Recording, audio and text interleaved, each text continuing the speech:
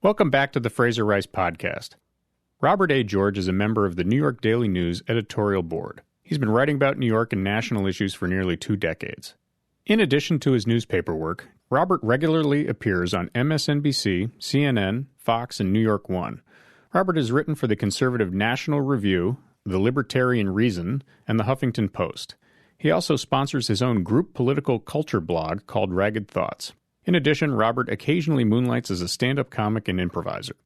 Robert, thanks for joining us. Glad to have you on. It's good to be here. Thank you very much for having me on. Oh, this is terrific. Well, we are currently in unbelievably weird political times, and that's a good understatement. As one of the people who covers it on a daily basis and has to opine on the logic behind a lot of what's going on, it must be particularly difficult at your end.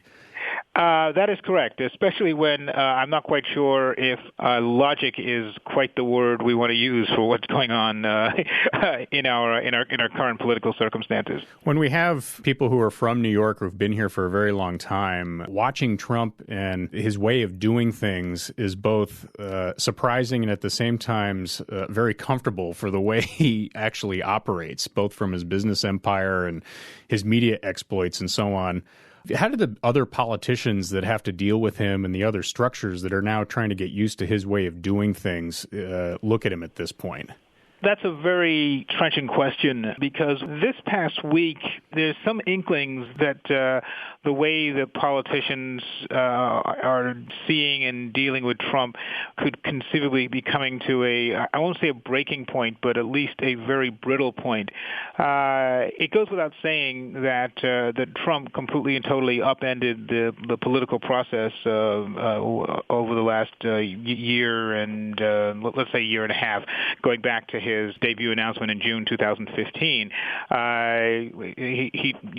We had the Republican Party had what they thought was this all-star lineup running in the presidential contest. Former and current governors, former and current senators, people who had run for the presidency before. I mean, it was a very strong lineup, and the thought was whoever comes out of this is going to have a very strong competitive run to the White House. And then along comes Donald Trump, and with his very unconventional way in the debates and his ability to command media and the cable networks and so forth, completely upended that. Pushed aside your Jeb Bushes and your Scott Walkers and on and on and on. And so he then pulled the upset, maybe the upset of all possible upsets, by beating Hillary Clinton.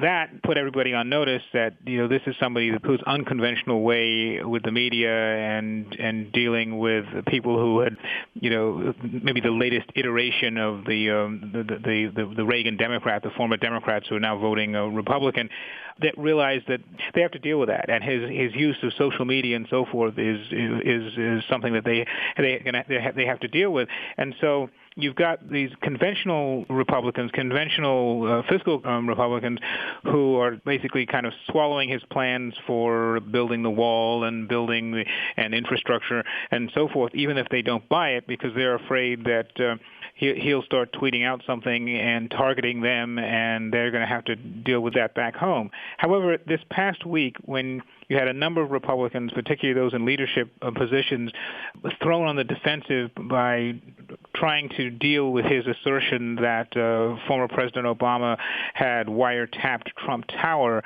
and you had both the leaders of the intelligence committees in both the Senate and the House basically saying that there's no evidence of that, and basically refusing to defend the president. That, I think, kind of sent a signal that there's only so far that the Republicans are going to go in defense of this new president. There's just some of his actions, some of his pronouncements on Twitter and in the public are just go too far, and when there's some really important things that are on the table, such as the health care reform, which looks like it's in serious trouble right now, and the budget, which even Republicans are pushing back on, there's just only so much that these Republicans will stick with before they start backing away from this president, who, by the way, Democrats are gleeful to remind people he lost the popular vote. And while the Electoral College was important in terms of determining who the President of the United States is, to be effective, a president needs to have a certain level of basic popularity to get his policies through. On that point, the healthcare aspect, which I think is where the rubber is really going to meet the road, and maybe where we might see Trump have to, for lack of a better word, compromise with the congressional leadership and so on.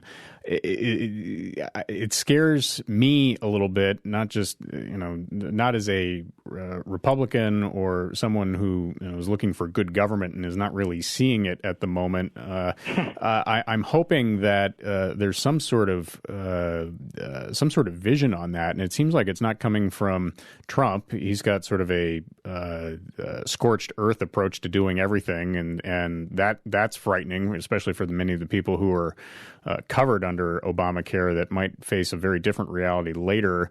But also from the congressional side, where even the CBO is looking at it and saying, well, you might have some savings here, but what else are you trying to do? Where do you see that hitting? Well, I mean, you use the interesting phrase that the President Trump is going to have to compromise with the congressional leadership on the topic of health care. The interesting thing here is that, in a way, the president's instincts on the health care, I think, are actually closer to where the broad public is, and it's the Republican leadership or Republicans, congressional Republicans, are going to have to make some kind of a compromise amongst themselves, really, because the president has said that he wants to insure more people at lower costs and giving them better health care. Now, if anybody who's actually studied health care knows that getting all three of those things are basically going to be impossible. But the plan that the Republican leadership has so far put forward is getting shellacked from all sides, because you've got Democrats who obviously who point out that that there are a lot of people who are going to be left uninsured, and they've got the CBO numbers to back that up. And by the way, there were numbers that were leaked out of the White House, which seems like it came from people close to the president, that suggest that the numbers that they have are even larger in terms of the people who would be left uninsured here. So I think that President Trump, if he had his druthers, would prefer to drop the AHCA, the American Health Care Act, and try and figure out something else that's going to end up at least have a fig leaf of covering more people than what's currently on the table. I was going to say, hopefully the fig leaf is large enough for them that they last 2 years from now.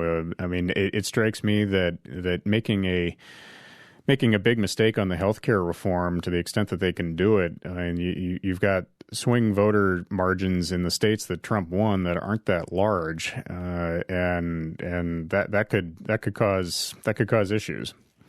Well, that's right, and it's particularly significant because a number of people have pointed this out, that the irony is, the Democrats, not surprisingly, oppose this new plan, because it's a dismantling of the ACA of Obamacare. So that's not so surprising.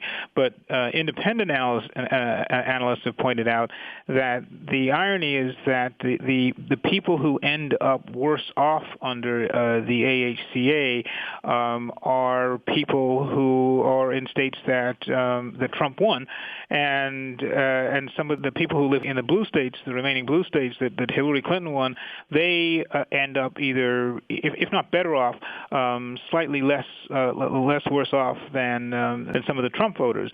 So that's tough, certainly for President Trump's possibilities down the road, and it certainly puts Republicans who are on the ballot in 2018 in a very tough spot. No question about it. To pivot to another interesting Trump tactic, or maybe a Jeff Sessions tactic, Preet Bharara was fired to a rousing standing ovation here in New York, which a lot of us who follow his exploits and his use of the U.S. Attorney's Office to either clean up certain things or otherwise pursue justice, looked at that as an interesting tactic, not only because it seemed like he was extremely qualified and getting a lot of different results, but it also represented a real walk back in terms of at least a ceasefire that Trump and Bharara seem to have. Where do you make on that? And do you think there are any sort of things in the background that are working on this? Mayor DiBlasio is seen as a big winner in this. Governor Cuomo is seen as a big winner in this, as Bharara was targeting both of them for various issues. Is there some sort of horse trading going on, or is this strictly a put our own people in and let it move on? In general, presidents will sweep away the U.S. attorneys when they come into office or shortly thereafter. Bill Clinton did that in 1993. George W. Bush did that in 2000. Barack Obama took a little bit longer. It took a few months, but he eventually cleared everybody out and put his people in. So, in fact, of the 93 U.S. attorneys, half of them, 47, had already handed in their resignations beforehand. So the fact that they were being cleaned out in and of itself is not surprising. The wild card in this was that Donald Trump, when he was still president-elect, had summoned Preet Bharara to Trump Tower, and they'd had a nice sit-down, apparently at the request of Chuck Schumer, who Preet Bharara was his chief counsel for many years before he got the USA job. And the president said, I'd like you to stick around, and Bharara accepted. So the fact that he was included in this group surprised people, not the least of which Bharara was one. So the people who are looking at the tea leaves, reading the tea leaves, think that at some point over the last several weeks, whatever détente had existed between President Trump and Senator Schumer fell apart. It may be that because Schumer initially agreed to approve, not agreed, but was approving a number of Trump cabinet picks, and then he started to respond to some of the pressure from the Democratic base, where they basically said that they did not want any, they wanted votes against all of Trump's nominees, and you could see that Schumer's rhetoric against the cabinet picks started to increase as more and more came up for votes, and Trump may have finally decided, okay, I agreed to keep your boy Bharara in, but if that's the way it's going to be played, I'm sweeping him out with the rest of them as well, and so that may very well be where we ended up, because just we're talking Washington D.C., we're talking politics, and it looks like Bharara may have been an innocent casualty of this, and Bill de Blasio and Andrew Cuomo may have been some not so innocent beneficiaries beneficiaries out of all of this. Possibly unintended beneficiaries if Trump really didn't think it through that far. I mean, I will say this. Given how quickly the acting U.S. Attorney, June Kim, came out with his announcement, and which was also corroborated by Cy Vance, who was running a separate investigation into Bill de Blasio, given how quickly they came out with those statements, I think it's safe to say that that's basically where Bharara was going to be ending up anyway. It was they would not have been completely shutting down the investigation that quickly and saying, oh, you got a clean bill of health, unless that's basically where the investigation had already been concluded. So Preet looks like he's got a lot of spare time right now. What do you think his aspirations are? I think it's sort of goes without saying you could go hook up with a law firm for a while. But he seems to have a political angle to him and understands the game well. There aren't a whole lot of slots in New York State politics that would portend a run, but that would something that seemed to be interesting. Where do you think he goes from here? In normal circumstances, you would say the sky's the limit. But when you're in this very blue state with many ambitious individuals and a very narrow choice of statewide and other slots available, it's going to be tough to say. Right now, most people expect Governor Cuomo to run for re-election in 2018. There is a possibility, I guess, that if Cuomo decided to run for president and then and decide not to run for re-election in 2018, Bharara might take a look at that. You've also got other people who have presidential ambitions, like Kirsten Gillibrand, for example. If she decided to make a run for it and then won, there'd be a Senate seat open up there.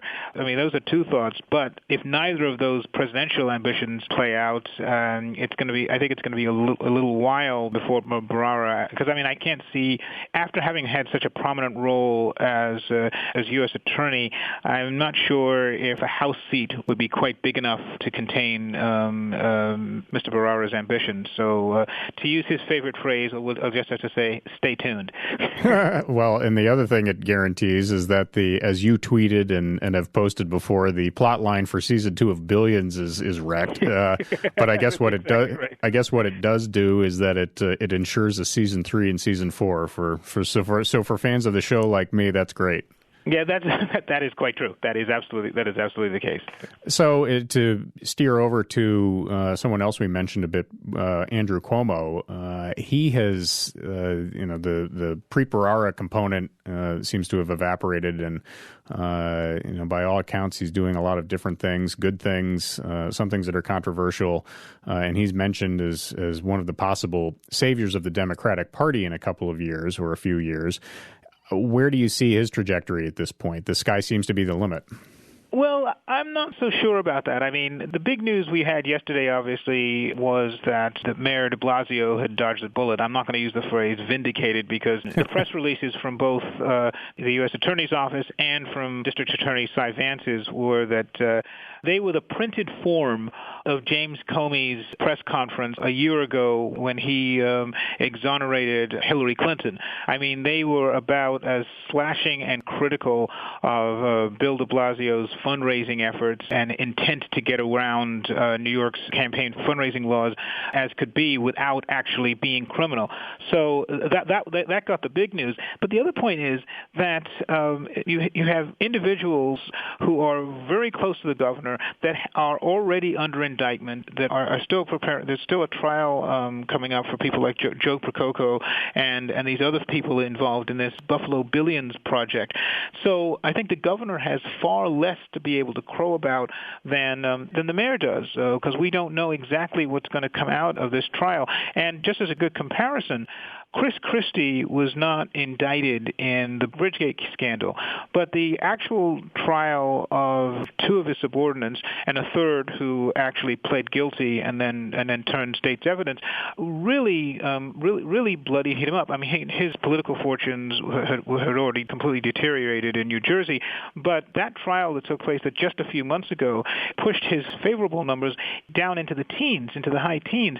So nobody knows at this point what a trial, a potentially lengthy trial, is going to end up doing to Andrew Cuomo. I mean, he may end up not getting indicted himself, but if it looks like, as was the case with Bridgegate, if it looks like coming out of this trial there's an indictment of the culture that allowed this Buffalo Billions scandal to develop and allowed Joe Prococo to sort of kind of run wild in terms of accepting bribes and frauds and things like that, that's not exactly what somebody wants to come out when they're A, planning on running for re-election, and B, potentially planning on running for president. So I'm not going to I'm going to kind of hold off on say, Andrew Cuomo's out of the woodwork. I'm not so sure about that yet.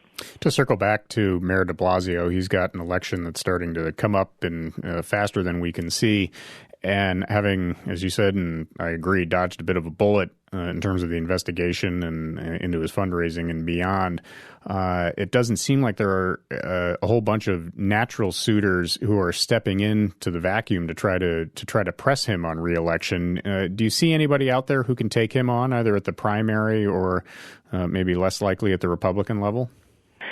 It's looking kind of pathetic all around right now, Fraser.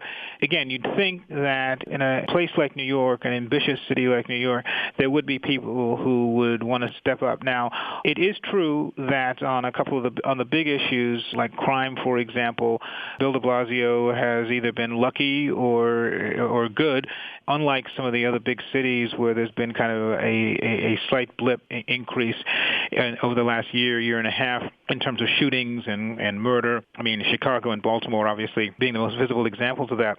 The New York crime trajectory has continued down. It's been one of the great stories, of the last few decades. The crime, particularly violent crime, has continued to go down. So if you're and given that Bill DiBlasio worked in the David Dinkins administration, that was one of the first sensitive and most prominent things in his mind when he took the job, and so first he was very smart when he picked Bill Bratton as his first police commissioner, and Jimmy O'Neill has been able to pick up the reins without missing a beat. So on that big issue, he's okay. There are things on the school front where people like my editorial board and the New York Post editorial board and others are going to quibble with certain numbers, but those numbers can be crunched in enough for the mayor to make the claim that he's done an okay job. He's done an okay job on the schools as well. Now there are some big issues that are still out there, like the ongoing homeless crisis is one sticking point where the mayor has a lot of explaining to do, as the old saying goes. He tried, for the second time to come up with a brand new policy to address the burgeoning homeless shelter issue, and his latest one said that he wants to install about 90 new shelters over the next several years in multiple neighborhoods and so forth. And that's a tough thing to push during a re-election year, especially since there's been a lot of pushback on that when they tried to open up shelters in places in Queens and so forth. And while the shelter issue is one aspect of the homeless, the street homeless is an aspect of the problem that the mayor barely talks about. Just generally talking to people, just regular New Yorkers, often very liberal New Yorkers, if you start talking to them, or if you just notice their reaction when homeless individuals end up, taking over half of a subway train car when they come in with all the junk and so forth, and you just see the basic reaction of some people, that's a soft spot there. The issue is, though, is there a New York City politician who wants to step up and challenge the mayor on this and a couple of other potential quality of life issues? I'm not seeing it yet. I mean, there are people who should be out there who should be ready to try and make a run, even though they realize it would be a difficult one. But so far, there's not a whole lot of boldness. You've got a number of Republicans out there who are talking about it. The businessman Paul Massey has been doing a good job in terms of raising money, but he's somebody who also has to be brought up to speed on the issues and figuring out how to challenge De Blasio in a specific way beyond just going after him on ethics and fundraising, which has been his major tack so far. And you've got Councilman Eric Ulrich, who's talking about it at least. I guess Bishop Michael Faulkner is African American former football player who's out there. If a real challenge comes to Bill De Blasio, it's going to have to come in the primary. And so far, you had a lot of people who were kind of waiting around for a potential indictment, and now that that's not happening, they'll have to say whether they want to roll the dice and challenge a semi-popular mayor. Because even if you talk to a number of basically liberal New Yorkers, there aren't a lot of people who adore Bill De Blasio in the way that some Democrats still adore former President Obama, for example. He doesn't make their hearts sing in quite that way. Great stuff. Robert, thanks a lot for coming on. Unique insight, to be sure. What's the best way to keep in touch with your writing and to follow your exploits?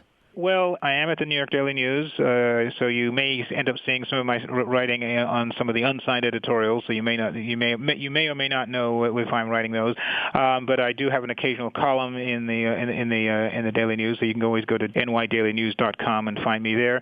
And as you mentioned before, I am known to tweet occasionally on the Twitters, and you can just find me there at Rob George. Excellent, Robert. Thanks again for coming on. All right. Thanks a lot, Fraser. It was a real pleasure. Thanks again for joining us on the Fraser Rice Podcast. You've been listening to my conversation with Robert A. George, a member of the New York Daily News editorial board. If you go to FraserRice.com, you can check out the archive of podcasts that we've been amassing over the last couple of months. Additionally, we should have new episodes coming out in a short time. Thank you very much, and talk to you soon.